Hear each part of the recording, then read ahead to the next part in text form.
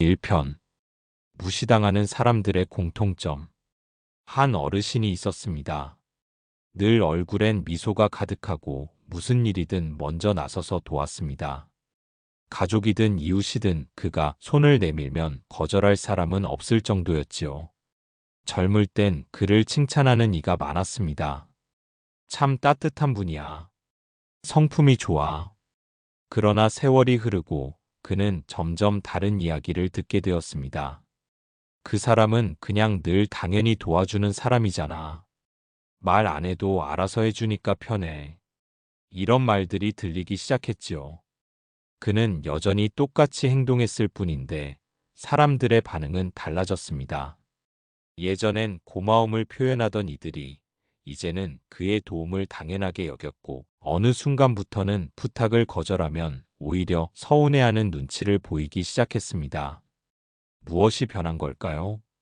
그는 똑같이 성실하고 다정했지만 사람들은 변했습니다. 아니, 어쩌면 그가 처음부터 너무 잘해준 것이 문제였는지도 모릅니다. 부처님께서는 말씀하셨습니다. 지혜 없는 자는 호의에 탐하고 지혜 있는 자는 호의를 조심한다. 이 말의 뜻은 깊습니다. 진짜 지혜로운 사람은 누군가의 호의가 계속되면 오히려 조심하고 감사하는 마음을 내지만 지혜 없는 사람은 그 호의를 이용하고 결국엔 무시하기 시작합니다. 우리 삶에도 이런 관계가 많습니다. 처음엔 도와주고 싶어서 한 행동이었지만 그 행동이 반복되면 사람들은 그것이 당신의 의무라고 착각하게 됩니다. 당연히 해줄 줄 알았는데 이번엔 왜 안 도와줘요? 이런 말에 상처받아 본 적 누구나 한 번쯤 있을 것입니다. 이제는 생각해 봐야 합니다. 나는 지금까지 누구에게 지나치게 잘해오지는 않았는가? 내가 도운 사람이 나를 존중하고 있었는가? 그리고 나는 그 관계에서 상처만 받고 있지는 않았는가? 좋은 사람이 되기 위해 애쓴 마음, 그건 참 귀합니다. 그러나 그 마음이 무시당하고 있다면 이제는 멈춰야 할 때입니다. 계속해서 잘해주기만 하는 건 미덕이 아니라 자신을 해치는 일일 수 있습니다. 어느 시점이 되면 관계에도 선이 필요합니다. 그 선을 넘지 않도록 경계하고 그 선을 넘는 사람은 가만히 두지 않아야 합니다. 왜냐하면 진정한 관계란 서로가 서로를 존중할 때에만 지속될 수 있기 때문입니다. 오늘 이 이야기를 통해 우리는 스스로를 돌아볼 수 있으면 좋겠습니다. 내가 무시당하는 이유가 지나친 선의에서 비롯된 것은 아닌지, 그리고 그 관계를 다시 정리할 수 있는 용기를 낼 수 있을지 말입니다. 다음 편에서는 이런 관계에서 벗어나지 못하는 사람들의 마음, 그리고 끊어야 할 때를 알아보는 지혜를 함께 나누어 보겠습니다. 2편. 끊지 못하는 이유, 놓지 못하는 마음. 누구나 한 번쯤은 그런 생각을 합니다. 이번만은 안 해야지. 이젠 나도 거절해봐야지. 그런데 막상 상황이 닥치면 또다시 몸이 먼저 움직입니다. 그냥 이번 한 번만 도와주자. 나 아니면 저 사람 어쩌지. 이렇게 마음이 흔들리는 순간 또다시 관계의 무게가 나에게 쏠립니다. 그 잘해줬던 어르신도 그랬습니다. 한참을 마음속으로 결심했습니다. 이제는 나도 좀 나를 챙겨야지. 이번 일만큼은 거절하자. 그런데 어느 날 늘 부탁만 하던 친척이 무거운 짐을 들고 나타났습니다. 삼촌, 이번에도 좀 도와주시면 안 돼요? 제가 이번엔 진짜 마지막이에요. 그 말을 듣는 순간 그는 또 마음이 약해졌습니다. 그 친척은 늘 마지막이라 말했고 늘 돌아서면 또 찾아왔습니다. 그리고 또다시 똑같은 부탁을 했고 그는 또 그것을 들어주었습니다. 그러고 나면 마음이 한켠 무거웠습니다. 도와주고도 마음이 편치 않은 것은 마음이 이미 알고 있기 때문입니다. 이 관계가 더 이상 건강하지 않다는 것을. 부처님께서는 이렇게 말씀하셨습니다. 사랑이든 연민이든 그 안에 집착이 깃들면 고통이 된다. 내가 누군가를 챙기고 도와주는 일이 진정한 자비와 지혜에서 비롯된 것이 아니라면 그건 결국 스스로를 괴롭게 만드는 올가미가 됩니다. 잘해주는 걸 멈추지 못하는 이유는 단순하지 않습니다. 거절하는 것이 미안해서가 아니라 그 사람에게 미움받을까 두렵기 때문입니다. 오랜 인연이 끊어질까봐 혹은 내가 냉정한 사람처럼 보일까봐 걱정되기 때문입니다. 한 여성이 있었습니다. 딸과 사위에게 평생을 다 주며 살았습니다. 어릴 적부터 키우느라 고생했고 결혼할 땐 가진 돈을 다 털어 집을 사주었습니다. 그리고 지금은 손주들까지 돌보며 하루하루를 보내고 있었지요. 그녀는 늘 말했습니다. 나는 딸이 잘 사는 것만 보면 돼. 내가 할 수 있을 때 해줘야지. 그런데 시간이 흐를수록 딸의 말투는 바뀌었습니다. 엄마, 이것도 좀 해줘요. 왜 그렇게 예민해졌어? 전엔 다 해주더니. 심지어는 거절을 하면 서운해하고 짜증까지 내곤 했습니다. 그녀는 점점 말수가 줄어들었습니다. 몸도 지치고 마음도 병들어갔습니다. 도움을 주면서도 사랑받고 있다는 느낌은 점점 사라졌고 자신이 딸의 도구처럼 여겨지는 것 같아 괴로워졌습니다. 그제서야 그녀는 깨달았습니다. 내가 이 관계를 건강하게 유지하고 있다고 믿었지만 사실은 나 자신을 점점 갉아먹고 있었던 것이라는 걸. 이제는 질문을 던져야 할 때입니다. 나는 지금 누구를 위해 살고 있는가? 나는 존중받고 있는가 아니면 이용당하고 있는가? 이 관계에서 나는 편안한가 아니면 억지로 웃고 있는가? 세상에는 인연이란 이름으로 포장된 의무가 많습니다. 그러나 그 의무가 너무 오래되면 자신을 잃어버리는 일이 생깁니다. 그때는 멈춰야 합니다. 도와주는 것을 잠시 내려놓고 나 자신에게 집중해야 합니다. 거절은 이기적인 것이 아닙니다. 경계이며 보호이며 지혜입니다. 잘해주는 것도 좋지만 그 잘해줌이 나를 파괴하고 있다면 그건 결코 선한 일이 아닙니다. 인생 후반에는 마음의 균형이 더 중요해집니다. 무조건적인 헌신보다는 존중받는 관계, 서로가 건강한 거리를 유지하는 관계가 오래갑니다. 자신을 지키는 일이야말로 가장 어렵고도 필요한 선택입니다. 이제는 그런 용기를 가질 때입니다. 3편. 관계를 끊는 것은 이기심이 아니다. 그녀는 늘 나는 그래도 엄마니까라는 말을 입에 달고 살았습니다. 그 말은 포기이자 체념이었고 스스로를 묶는 쇠사슬이기도 했습니다. 딸에게 실망한 일이 한두 번이 아니었지만 그래도라는 말로 넘기기를 수십 년. 그런데 이제는 어느 순간 자신의 안색이 어두워지고 늘 피곤하고 무기력한 상태가 지속되는 걸 느끼게 되었죠. 몸이 보내는 신호였습니다. 이제는 내려놓아야 할 때라고, 이제는 더 이상 그 무게를 혼자 짊어지지 말라고. 한 상담소에선 이런 이야기가 자주 나온다고 합니다. 도와줬더니 당연하게 여겨지고 거절하니까 섭섭하대요. 거절 한 번 했다고 나쁜 사람 됐어요. 공통된 특징은 그 관계에서 마음이 점점 병들어간다는 것입니다. 도움은 상대의 삶을 더 나아지게 하기 위한 것이어야 합니다.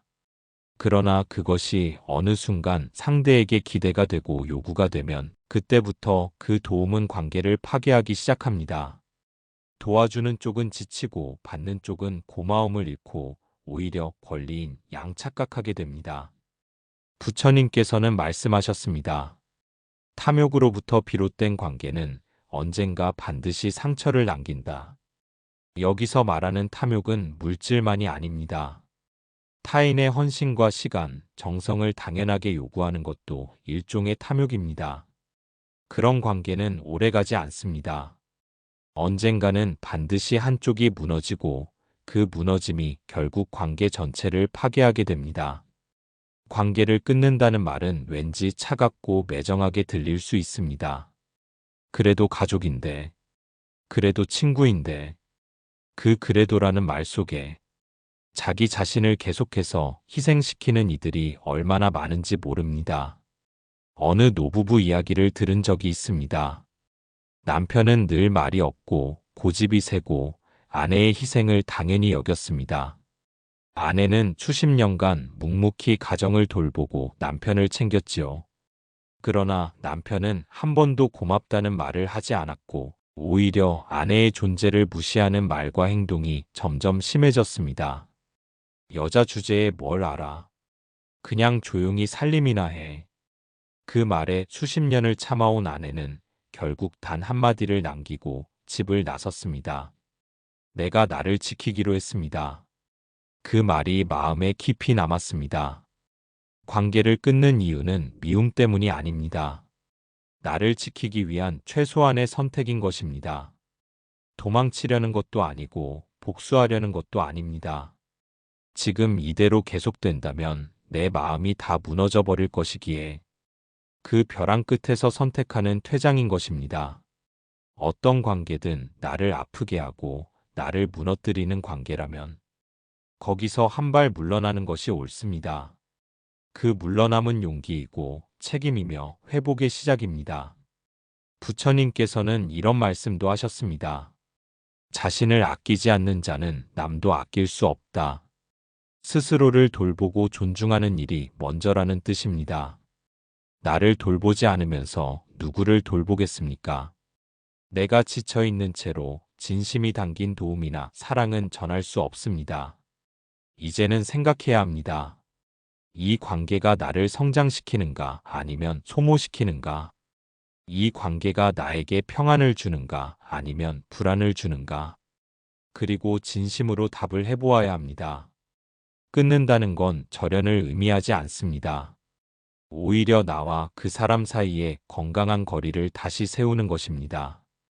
그리하여 언젠가 서로를 제대로 바라볼 수 있게 되는 가능성을 남기는 것이기도 합니다.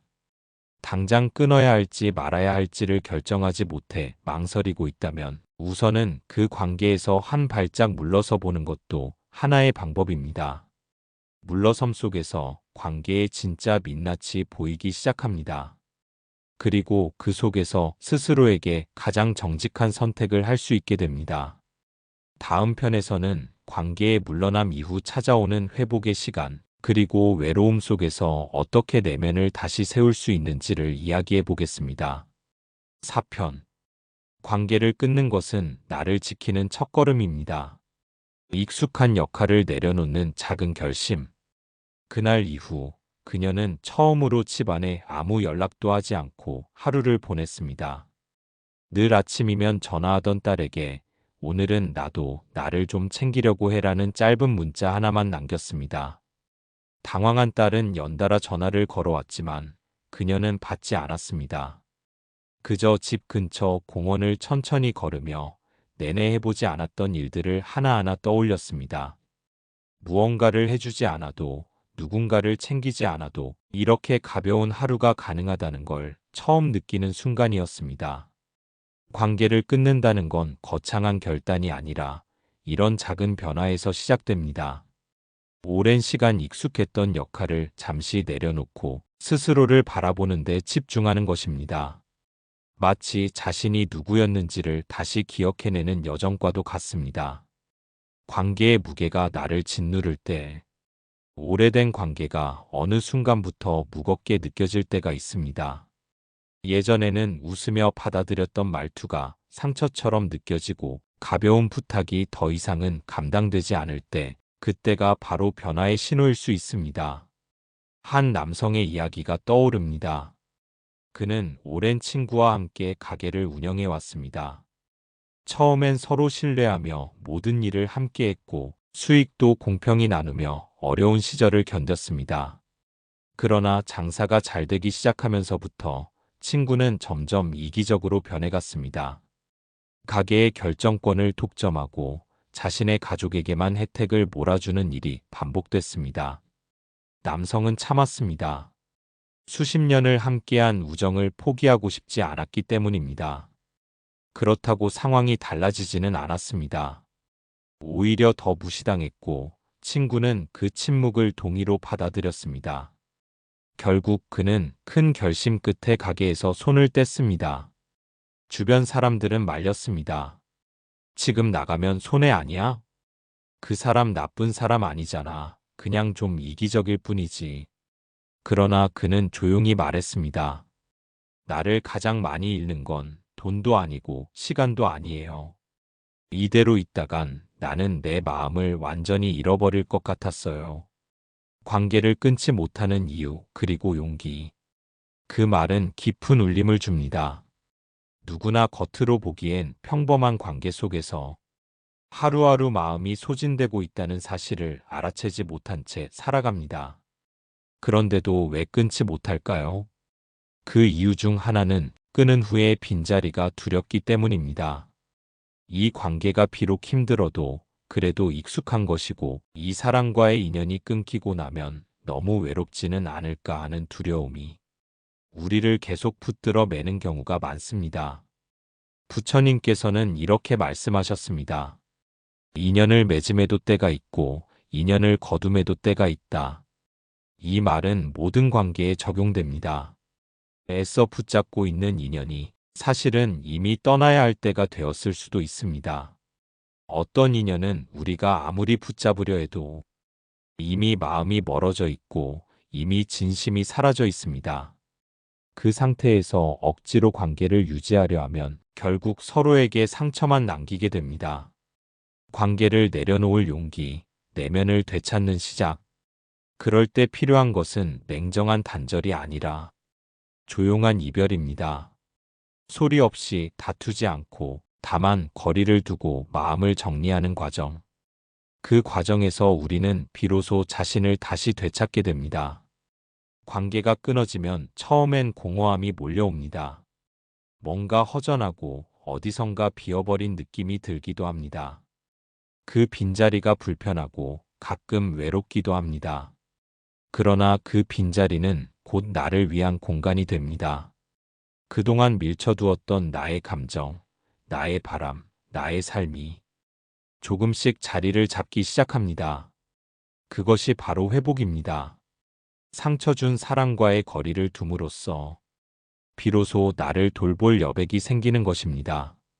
이제 남은 건 그 여백 속에서 진짜 나로 살아가는 연습입니다. 5편. 나를 지키는 지혜, 관계를 정리하는 용기.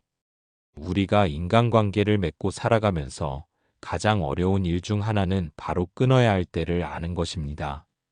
마음이 쓰이고 정이 들었기에 쉽게 손을 놓지 못하고 참아내고 견디면서도 마음 한켠에는 상처가 깊어만 갑니다. 그러나 아무리 오래된 인연이라도 그 관계가 내 삶에 해가 되고 내 마음을 병들게 한다면 거리를 두는 용기를 내야 합니다. 잘해준다고 해서 모두 좋은 관계가 유지되는 것은 아닙니다. 오히려 너무 잘해주었기에 상대가 그것을 당연하게 여기고 내 배려를 무시하는 경우도 적지 않습니다. 그렇게 되면 나는 점점 지쳐가고 상대는 점점 나를 소중히 여기지 않는 악순환이 반복됩니다. 그럴 때는 스스로를 돌아보며 질문해야 합니다. 이 관계가 나에게 진정한 행복을 주고 있는가? 내가 이 관계에서 나 자신을 잃고 있지는 않은가? 부처님께서는 자신을 지키지 못하는 사람은 누구도 지켜줄 수 없다고 하셨습니다. 이 말씀은 단순히 나를 보호하라는 뜻만이 아닙니다. 내 마음과 삶을 소중히 여기라는 깊은 가르침입니다. 진정한 사랑과 배려는 자기 자신에게서 시작되기 때문입니다. 관계를 유지하기 위해 내 마음을 계속해서 희생한다면 결국에는 스스로를 해치는 일이 됩니다. 아픈 마음을 외면한 채 타인의 기대에만 맞추다 보면 어느 순간 회복하기 힘든 깊은 상처가 남습니다. 그러므로 때로는 과감히 그 관계에서 물러서야 하며 그 선택이 곧 자기 자신을 존중하는 길임을 깨달아야 합니다. 관계를 끊는다는 것은 포기가 아니라 나를 위한 사랑의 표현입니다. 용기 있는 선택이며 더 건강한 삶을 위한 준비입니다. 비록 외롭고 허전한 순간이 찾아올지라도 그 시간은 내면을 들여다보고 진짜 나를 만나는 소중한 시간이 될 것입니다. 외로움 속에서 마음을 다독이고 스스로에게 힘이 되어줄 줄 아는 사람이야말로 진정한 성숙한 사람입니다. 사람은 누구나 변화하고 성장합니다. 관계도 마찬가지입니다. 어떤 인연은 그저 한 시기를 함께하는 동행일 뿐이고 또 어떤 관계는 평생을 이어가는 소중한 인연이 됩니다. 우리는 그런 흐름 속에서 어떻게 하면 나를 지키면서도 상대를 존중할 수 있을지 고민해야 합니다. 나를 잃지 않으면서 상대와 건강한 거리를 두는 법을 배우는 것이 중요합니다. 잘해줄수록 무시당하는 관계에서 벗어나 내 삶의 중심에 나를 세울 때 우리는 비로소 자유로워질 수 있습니다. 그 자유 안에서 새로운 관계를 맺고 진심으로 소중히 여기는 사람들과 깊은 인연을 쌓아갈 수 있습니다. 그러니 관계에서 상처받았다고 좌절하지 말고 그것을 인생의 한 과정으로 받아들이십시오. 모든 경험은 나를 더욱 단단하게 만드는 밑거름임을 잊지 마십시오. 앞으로 살아갈 날들은 나를 더 사랑하며 나를 아끼며 나를 지키는 지혜로 가득 채우시길 바랍니다. 나를 위해 거절할 줄 알고 나를 위해 거리를 둘 줄 아는 용기를 지니십시오. 그것이 내 인생의 주인이 되는 길이며 진정한 행복으로 향하는 첫걸음임을 깊이 새기시길 바랍니다.